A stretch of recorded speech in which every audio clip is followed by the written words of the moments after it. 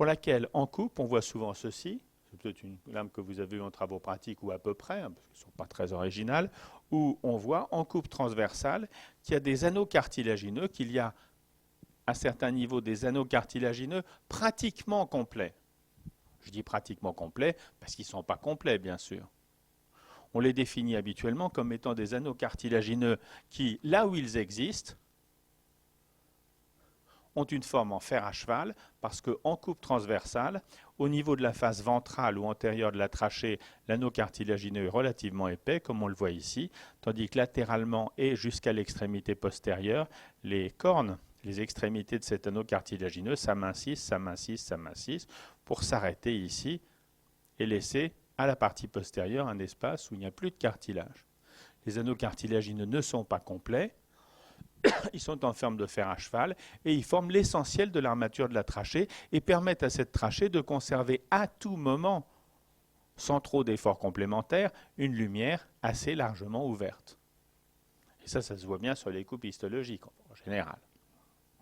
Au passage, anneau cartilagineux en fer à cheval, incomplet parce qu'ouvert à la partie postérieure, il existe certaines malformations chez le tout petit où un défaut, une malformation de la trachée donne des anneaux cartilagineux qui sont réellement complets. En général, sur des trachées très petites où il y a une obstruction, des troubles de la respiration, et ces trachées toutes petites avec des anneaux cartilagineux complets, elles définissent ce qu'on appelle parfois la trachée de poulet, parce que, je vous le signale au passage, si vous ne le saviez déjà, le poulet, lui, les poulets, eux, pardon, ont une trachée avec des anneaux cartilagineux complets. Bon.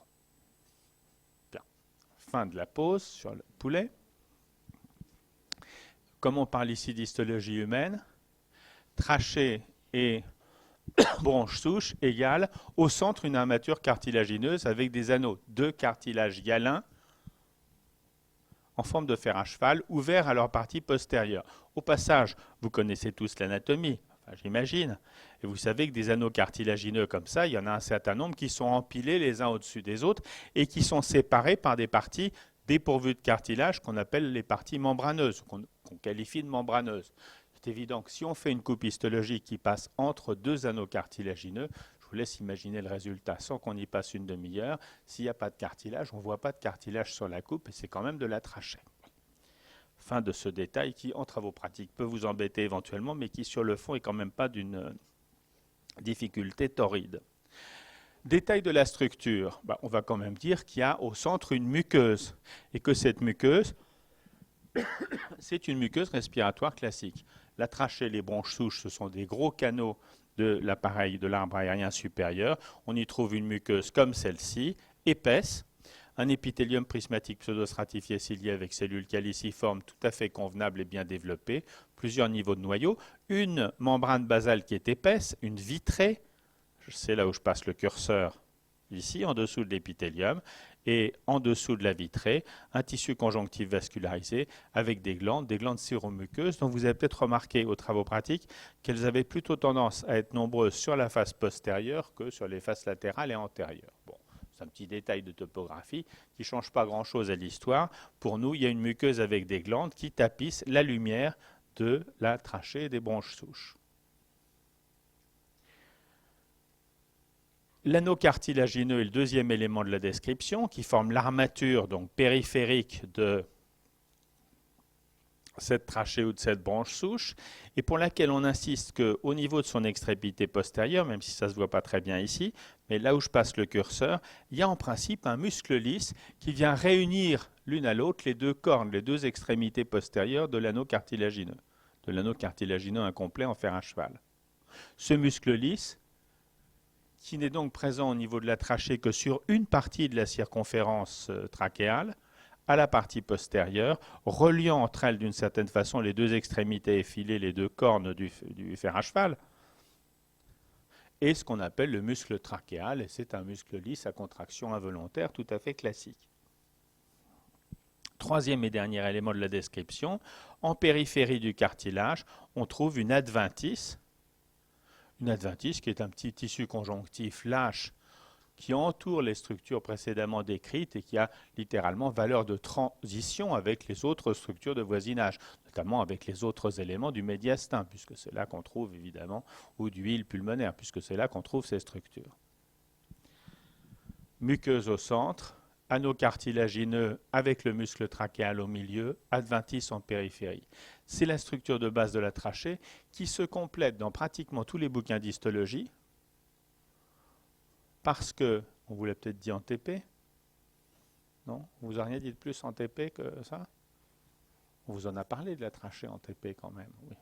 Ouf.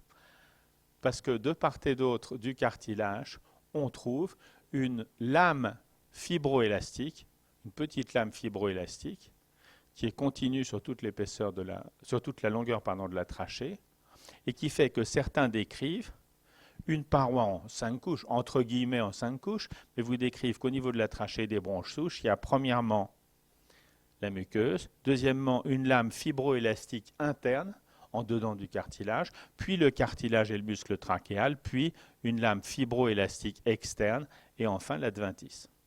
Bon. À titre personnel, je considère que la lame fibroélastique est tellement solidaire des pièces cartilagineuses et des parties membraneuses qui les séparent qu'il vaut mieux les considérer comme un seul et même élément plutôt que de,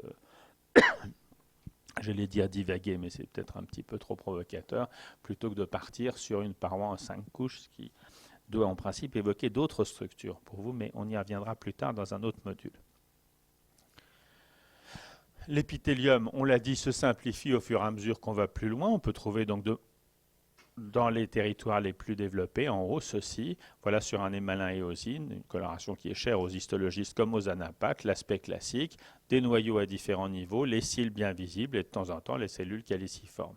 C'est ce qu'on voit sur les colorations standards, et les cellules endocrines, etc., ou d'autres sous-populations cellulaires. On ne s'en fiche pas, bien sûr, mais ce n'est pas quelque chose qu'on a vocation à retrouver sur les colorations standards. Les glandes, on l'a dit. Les gaines fibroélastiques, je sais que vous alliez me dire qu'on les voit d'autant mieux qu'on fait une coloration des fibres élastiques. Et donc, comme vous le dites, je n'y insiste pas, mais c'est une évidence. Elles entourent littéralement l'anneau cartilagineux et elles ont bien sûr fibroélastique, une valeur de soutien et aussi une petite dimension élastique qui permet là encore de maintenir la taille de la lumière, c'est le plus important à sa dimension habituelle. Et puis le muscle trachéal, on le voit bien, seulement à la partie postérieure, il n'était pas terriblement visible sur notre grande coupe ici transversale, mais à fort grossissement, ici avec une autre coloration, on voit bien qu'il y a un muscle trachéal, ici la muqueuse, ici les extrémités effilées de cartilage hyalin de notre cartilage en fer à cheval, là une petite zone conjonctive avec des vaisseaux, et ici le muscle trachéal. Bref, une structure simple, facile à reconnaître au plan topographique, avec toujours muqueuse respiratoire égale voies aériennes, anneau cartilagineux incomplet égale trachée bronche souche. Et au plan du diagnostic, pour le diagnostic de travaux pratiques, il n'y a pas à chercher plus loin. Une fois que vous avez reconnu ça, vous savez que c'est une trachée ou une structure de bronche souche. Deuxième structure qu'on décrit, les bronches. Au niveau desquelles, pour les bronches extra-parenchymateuses, et tout un ensemble de divisions des bronches intraparenchymateuses, on trouve un deuxième type de structure, dont je ne peux pas dire qu'elle n'a rien à voir avec la précédente, mais qui en diffère sensiblement. Et qui en diffère sensiblement pourquoi? Pas à cause de l'organisation générale, parce qu'on va retrouver là encore le truc tout simple, une muqueuse respiratoire, une armature cartilagineuse, une adventice. Au passage, le diagnostic sera d'autant plus facile qu'autour de l'adventice, on voit des structures qui permettent de reconnaître facilement le territoire. Si on a du poumon avec des alvéoles très aérées autour, personne ne va se demander si une bronche est bien une bronche. On le saura tout de suite. Bon. Maintenant, si par hasard on regarde une bronche extra-parenchymateuse ou si pour les travaux pratiques, quelqu'un a eu l'esprit facétieux de vous enlever tout le poumon autour d'une bronche intraparenchymateuse, il faut quand même mieux regarder la structure et voir les éléments du diagnostic qui reposent avant tout, dès le faible grossissement, sur le fait que dans l'armature centrale de la bronche, au lieu d'avoir un seul anneau cartilagineux en fer à cheval d'un seul tenant, on a plusieurs plaques cartilagineuses séparées les unes des autres. Et ça se voit dès le faible grossissement. Voici ici sur une bronche, une première plaque cartilagineuse, ici un deuxième bout, là un troisième, là un quatrième, là un cinquième, là un sixième, là un septième, bref, plusieurs plaques cartilagineuses qui sont séparées les unes des autres et qui montrent bien qu'il y a discontinuité des structures cartilagineuses. Ce qui ne veut pas dire qu'au plan physiologique, elles n'ont pas un sens commun. Le sens commun, c'est quand même, parce qu'il y a du cartilage à cet endroit, parce que ce cartilage est entouré de gaines fibroélastiques plus ou moins importantes, de donner une dimension de solidité et d'aider par conséquent à ce que la lumière bronchique soit maintenue ouverte à partir du moment où il y a une circulation respiratoire, où il y a une circulation d'air dans les conduits aériens. Bref, à partir du moment où nous sommes nés et nous avons commencé à respirer. Détail de la structure. Toujours l'organisation de base, muqueuse, armature cartilagineuse centrale, mais ici avec des plaques cartilagineuses séparées les unes des autres, et adventice. La structure se simplifie évidemment au fur et à mesure qu'on passe du proximal au distal. Et plus on va vers le distal, plus l'épithélium devient rudimentaire, plissé, comme ici dans des bronches intraparenchymateuses, avec un revêtement où le nombre d'assises entre guillemets de noyaux va diminuer, le nombre de cellules caliciformes va diminuer et surtout le nombre de glandes dans le chorion va diminuer. Regardez là, on est dans une petite bronche intraparenchymateuse, on voit pratiquement plus de glandes, au moins au faible grossissement. Mais la structure de base reste la même, qu'il s'agisse d'une grosse bronche ou d'une petite bronche, pour prendre un vocabulaire un peu trivial, la structure bronchique de base est premièrement une muqueuse, plus ou moins rudimentaire. Deuxièmement, une armature cartilagineuse. Troisièmement, une adventice.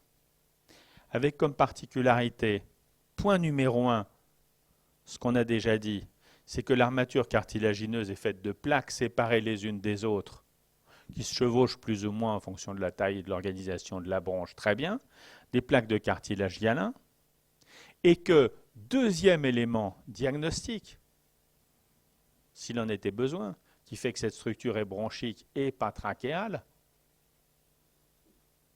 Question? 2 travaux pratiques? Non? Il n'y a personne qui veut le dire? Le mot-clé, c'est, commence par un M et ça se termine par un E. Et c'est lisse à contraction involontaire, s'il y en a qui n'ont pas compris. Muscles, oui. Il y a dans les bronches une organisation de muscles lisses qui est sensiblement différente de celle de la trachée et des bronches souches, parce que dans les plus petites bronches, vous savez peut-être, vous le voyez peut-être sur cette image, entre la muqueuse et le cartilage, le muscle lisse est organisé sur toute la périphérie de la structure bronchique.